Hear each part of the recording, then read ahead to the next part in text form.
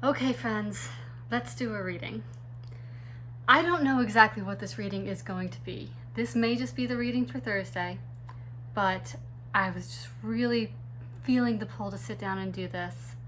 As I've been saying recently, this week there is such a profound energy shift. I am feeling it, and it's, I don't want to say disorienting, but there's a feeling of the energy that has been carrying this year so far seems to be dissipating. And I'm thinking of it maybe like a closing of a cycle, but I'm not sure, because there's a sense of what's done is done. And I'm not entirely sure what comes next. And then of course there are things, I know what's on my calendar next. This may resonate for you. But you're not in the same place you were or have been operating from recently. And there's almost a sense of waiting for something to happen, waiting for like the dust to settle. We are coming into summer, some of us. I'm just gonna pull some cards. Well, that's a powerful card to start off with. That's Judgment. Well, what was I just saying about waiting for something to come in? So Karma in this deck is the Judgment card. It speaks to resurrection. It speaks to, of course, what's depicted here is an eclipse. This is moon cycles, this is solar cycles, this is cycles of the season, this is karmic cycles, which is cycles of lessons and growth, of things that our soul wants to learn and move through, and that helps us activate into, the evolution we're meant to experience, both individually on a soul level and collectively, as we move through this incarnated experience. And of course, every year we move through 2 eclipse seasons. We had them, end of February, beginning of March, when the last eclipses were? I can't remember already. This year has been so packed. But, that speaks to change, something coming back around. 8 of Wands is incoming communication. It can be travel. Don't know if this is incoming or outgoing. Let's go ahead and... I just lost a card. Where'd it go? The moon fell out. I'm going to put it back in.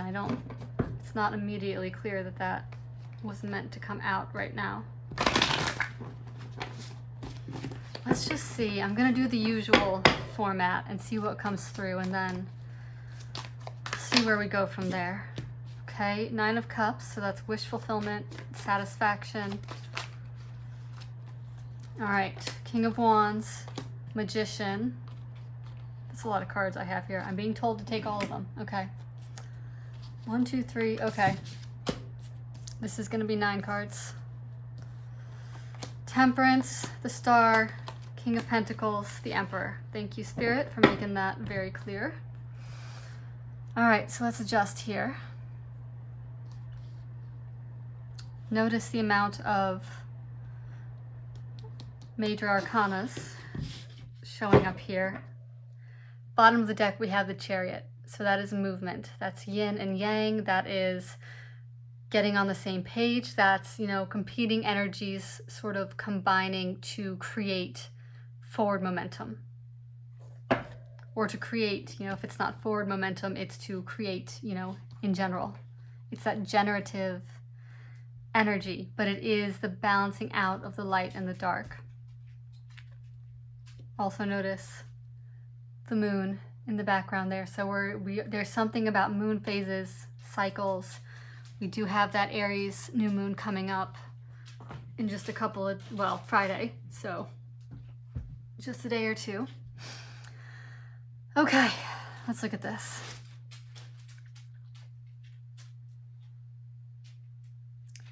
Now, our Emperor, I'm gonna jump to the bottom because our Emperor has been coming out quite a bit. And this, let me just look. Yeah, this does feel like it has a lot to do with our quote-unquote masculine energies, which, and again, don't worry so much about the gender. We all have masculine and feminine in us that can speak to, you know, alternatively, you can call it solar and lunar energies, or your yin and your yang. We just talked about yin and yang with our horse here.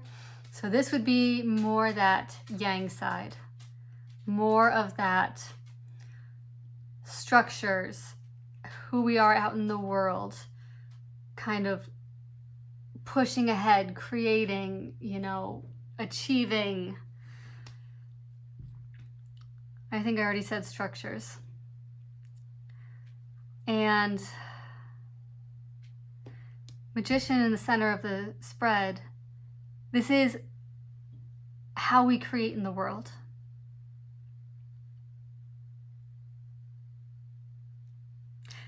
This is almost so much positive energy here. I don't know what to do with it. And maybe that is a message in this. We're going to keep going here. But, you know, there's so much usually in tarot and the spiritual journey about the ups and the downs and the inner work. And I mean, this is so external. You know, we have our two balancing cards here, but I'll come to that. But this is so external, I almost don't know what to do about it. This is things happening in the outer world, and Magician center of the deck. This is you as the creator of your own reality, as having the generative forces of the universe within you, using them to create, to shape the world. And there's a question here of what kind of world are you going to shape?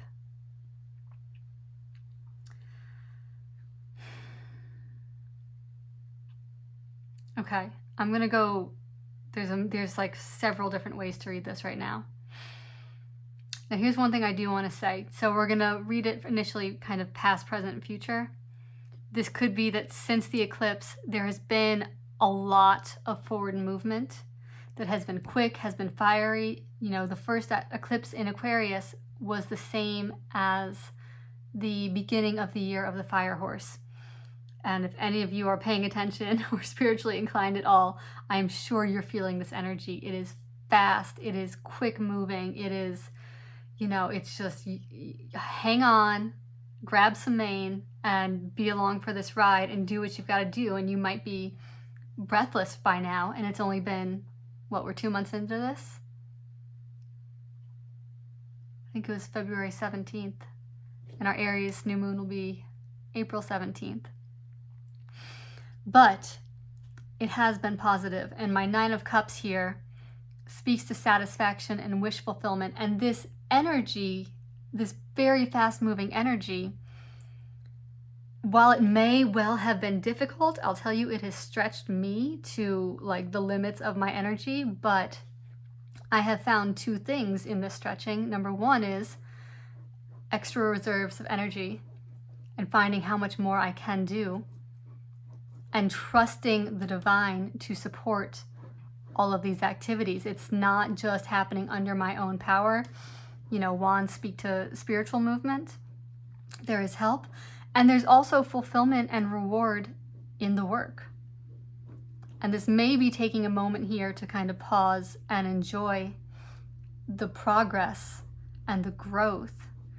But also the work has brought a sense of fulfillment and satisfaction. This movement has, and this is also one of my cards of home. And, you know, this for me is less about literal home, although it could be for you. You may have moved. This for somebody, you may have moved home. But the way I'm reading this is more in the spiritual sense of it has brought you home to your own purpose, to your own center, to your own understanding of what fulfills you. You know, she's got everything she needs right here. She's not looking externally for anything. It's all right here. So now moving down, we have King of Wands, the Magician, and Temperance. So we actually have 3 major alchemy cards on the board here. The Magician, Temperance, and the Star. The King of Wands is, you know, I don't love this King of Wands, if I'm honest. He's got that like impish expression on his face and he kind of annoys me a little bit. There's a little bit of like smugness, but like he also, like, this is like the picture of self-satisfaction if there ever was one, like even more so than our Nine of Cups here. So, you know, he's come into his being. You know, he's built a kingdom from all of these wands. You know, and there's just a sense here of like, all right, like, let's have some fun with this. Like, what are we going to do with it? And that's where the Magician comes in. What are we going to do with it? I already sort of spoke to the Magician. All the elements on the table. So now it's like working, and again, you know, there's no escaping here the laws of nature. The eclipses and their influence over us. This is that Mobius strip, the infinity, the endless flow of things, you know. One thing breaks down only to be reborn into another. And right next to our Magician, we have Temperance, and she is, you know, balancing, pouring back and forth between her two cups. Always important that she has one foot in the water, one foot on solid ground. The water being the unconscious, the spiritual, that sort of the realm of the unseen. And then the one foot on solid ground, meaning our manifest reality. And she is pouring back and forth, balancing out the two. The two are in divine exchange with each other. So this tells me, with the presence of the King of Wands, that the creating is happening sort of from the seat of power, from our Wands energy. And it's creativity, you know, we'll come down to our King of Pentacles here in a minute. Like, if the King of Pentacles were in this spot, we'd be creating more from a place of being focused on materiality, building the kingdom, building the structures, building the wealth. But our King of Wands here is a little more focused on passion, fun, spirituality, experience. And that's sort of what's being created here. You know, we talked about the year of the fire horse. This is a very fiery king. So, but what I'm getting here, if I read these cards together, it's like you've sort of come into this energy, this King of Wands energy, but that wand gets laid on the table to be used by the Magician. So this King of Wands is not complete in and of himself. There is, this energy is going to, like, it's also enough that it's just going to be alchemized. Excuse me, my voice. It's like providing the fire for the alchemy, for the process of the alchemy. Does that make sense? It's like the engine, it's like the catalyzing force. You know, when you want to do chemistry and, like, you know, so many substances, you like boil them in a beaker or whatever. What is it, a Bunsen burner, I think, if I remember my high school chemistry class. You know, you need that fire lit underneath it in order to cause the substance to change. There's a lot of chemistry right here.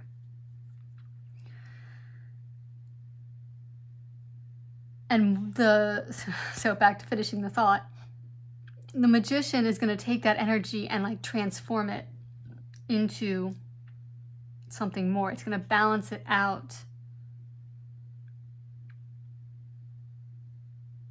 I'm hearing the word evaporation, which is interesting because too much fire can evaporate the water.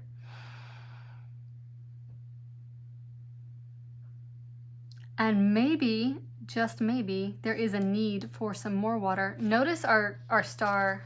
Can I show this? She's a little bit unclothed, but she's all right.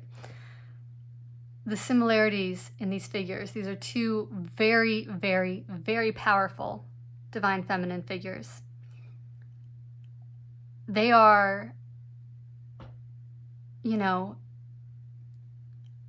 a little bit more on the yin side because it's like their essence they're doing what they do, but they're not striving outside of themselves. They are giving life and transforming life by bringing it sort of in their own essence. And I also want to point out something. I love this depiction of this particular star card, because if you look at her body, so we follow it up, over, down, up, over, down. She is the Mobius strip. She is that infinity symbol. It's not something that is external to her. It is her. She literally is it. So all that to say, all of that power, it's like embodying it. So it's like this, I don't know, it's like this King of Wands was like, you achieve this King of Wands state, but it's still a very external kind of energy. And now it has to be tempered, and put to its rightful use. Put to its rightful use, which is what our magician is doing here. By combining it with other elements, tempering it. And then down here we have, oh yeah, okay. Let me say that thought before I lose it. Because, you know, the Emperor is associated with Aries, it's fiery, but the Emperor is so much more mature than our King of Wands. And this tempering is the wisdom that makes an emperor versus a king. So that's that. Coming down to the Star, King of Pentacles, and the Emperor. Our Star is healing, hope, and inspiration. The Water Bearer is the giver of life.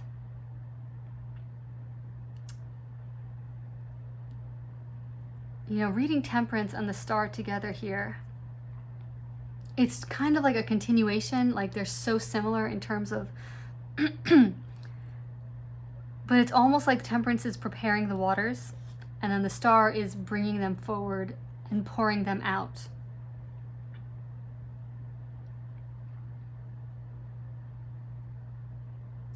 I'm gonna need more on this. That's a very interesting dynamic there. But in any case, the Star, this healing, hope, and inspiration, has shifted our king into a King of Pentacles, so becoming more practical and stable, resulting in becoming the Emperor, who isn't, you know, I mentioned how much this King of Wands kind of annoys me because of that impish grin on his face and that little bit of like immaturity to him. It's like too much fun, you know, not the good kind of fun, but like it's all about fun, and I have power, but I just want to use it for fun, so that gets very reckless very quickly, and perhaps that's what's being tempered here. And then our Emperor, you know, he has, number one, infinitely more power than the King of Wands because he's all the kings combined. And look at him with his family, with his cup, with all of this, you know, abundance around him. And he's the counterpart to the Empress, who is fertility itself. So the Emperor just has, you know, I'm grateful to see the Emperor. The Emperor has healed. The Emperor knows the Star. So like our King of Wands here needs this temperance. And having gone through this temperance and having gone through this healing, you know, I get so clearly here that this Star is what guides our Emperor. Like he sees it now, he gets it. Which is why our King of Pentacles has come in, and perhaps this is the king that is needed to get to the Emperor to kind of use the power constructively.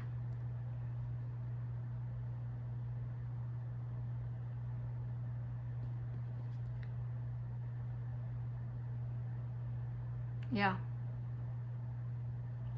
And will continue to be guided by the Star. This just gives me such a vibe of, you know, he has his power. He has the ultimate power. He's the most powerful in the deck, excuse me, in terms of like worldly power. But he also knows that the power does not come from him. The power comes from the ultimate source, from the divine, from God, however you want to name it. And that it is by knowing the powers and healing and the transformative power of the divine that helped him get here. And he continues to have that gratitude for it and the wisdom to look to it in order to rule and nurture effectively. He knows where real power is. And perhaps it took this karmic cycle to get him there. This is, there's a story progression here.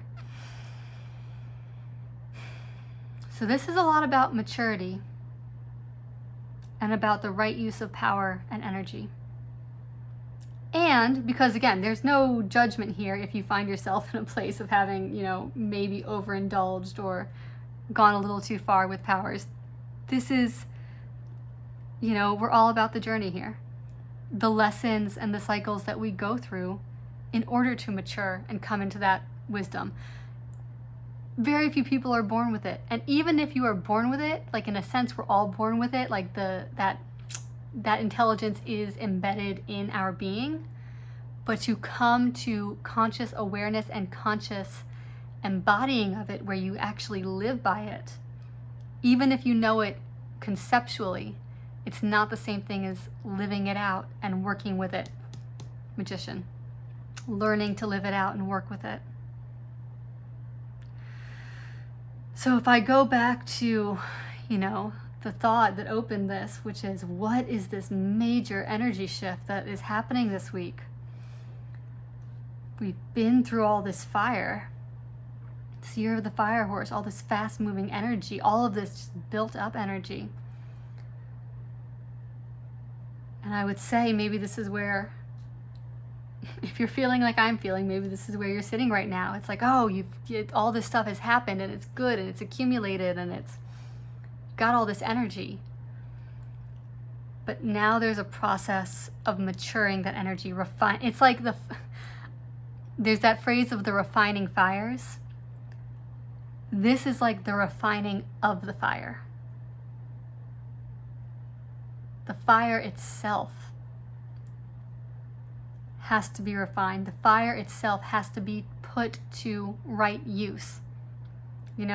As they say, a fire can cook your food and warm your house, or it can burn the house down.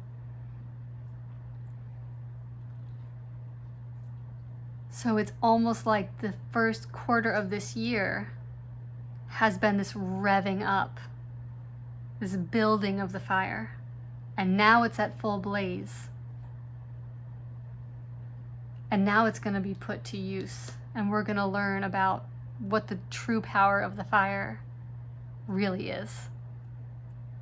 Oof, that gives me chills. That gives me chills. That's powerful. And it's all going to a good place, and it is all divinely guided. I'm tempted to just leave it there, but I also feel like maybe a card or two of advice would be a nice thing to get here, because this process is going to happen. There are too many major arcana on the board. This is divinely orchestrated. There isn't a sense of having to do anything. It's already in motion. So let's just see, is there any, that is way too many cards. Okay, I'm just gonna cut the deck real quick. I'm told to cut one more time. Okay, let's see, you've got a couple cards of advice for, let's say, just the next. Well, here is another Mobius strip. Another one. I'm saying for time frame now through, we're going to say the start of summer. So this next about 2 months, just as the sun continues to build in strength. So, strength, and I'll talk about strength in a minute because there's always an important lesson for me in the strength card. Okay, there's our competing energies, more fire. Also, worth noting, these are both cards of Leo, the sign of Leo. So, which is that fixed fire sign. One more card, please. Oh, well, that's interesting. Knight of Swords in reverse. I do love this bottom of the deck, Six of Cups, which is a card of nostalgia, returning to innocence, maybe reconnection, and doesn't have to be reconnection romantically, although it could be for you. That's not what this reading is about, though. But it could also just be reconnection to sort of your inner fountain and that youthful energy. I also love this going into summer because it can be a time where things slow down a little bit and there's a little bit more time to play. And I feel like play is going to be so essential and so helpful in this next stretch, because it's been a bumpy start to this year. So having some playtime is really going to help integrate, Play is an alchemizer as well. Okay, now talking about right use of power. And I always love talking about that with this card. This is divine feminine power. It's strength, and, in many more masculine kind of epic, heroic depictions of human lion interactions, there's a slaying of the lion, a conquering of the lion, a caging of the lion. A caging of the lion. That may be a Freudian slip for someone out there. But it's, taming the beast, getting mastery over the animal side. And here, the power comes from befriending the animal, befriending the beast, coming into relationship with it. Again, this Mobius strip, relationship and flow. And look at the loyalty and the comfort this lion has for her. Now, if she's in trouble, you better believe that lion's going to protect her. All the fierceness can come out, but they have forged a relationship. She is in touch with the animal nature and its power. And that power is now in service of her, not because she conquered it, but because she understood and befriended it. That is true power. That is the right use of power. And I will say, I talked about with our magician at the center here, they both have those Mobius strips over their head. And the magician is talking about, what do we do with this King of Wands energy, and how is it going to be mixed with other things to transform? This is the right use of that power. This is what the magician can do with that power.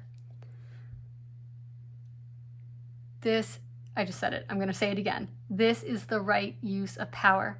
And it comes through intelligence, both mental and emotional, swords and cups.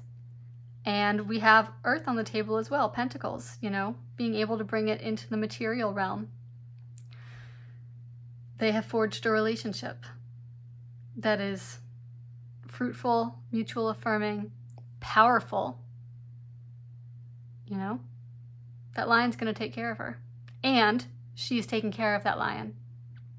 Right use of power. Leo in its highest form. Okay. So this is the goal. Let's go ahead and say that. And to focus on this as we move through these energies. Five of Wands here is just kind of affirming for me that, we're still moving through some chaotic energies. There's competing energies. There's a lot of ego that comes out with this fire that can cause these clashes and this, trying to figure out which is the right way to go. So just kind of affirming that. But this is the interesting card for me. Well, no, actually, Strength is the more interesting card. Knight of Swords reversed. It can be a caution against impulsivity and harsh words. I'll put that out there in case that's needed for somebody, Focus on your strength, not on you know, impulse. Because this Five of Wands energy could be tempting you to kind of pop off, perhaps. But that's not what I'm really reading here. What I'm reading here is a change in direction. He was so sure he was going this way. Got that horse rearing up, ready to go. And now, surprise, surprise, it's going this way. So this process could signal changes in direction. As this Five of Wands energy plays out, things get stirred up, new awarenesses and energies and opportunities emerge, and there could be a change in direction. So just be, this is not saying do anything. Because actually, again, there is still, despite this advice, there is nothing here that is telling you to do anything. This is about being aware of what's happening with the energy and working with it and what this is trying to transform the energy into. So just be alert of the competing energies, and be alert that a direction could change, and just observe and see where it goes. Be open. Okay, I am going to leave that there. So this was a little bit of a convoluted reading, I know that, but I hope that helped you a little bit. It certainly did help clarify a bit for me. So I will talk to you soon. Take care.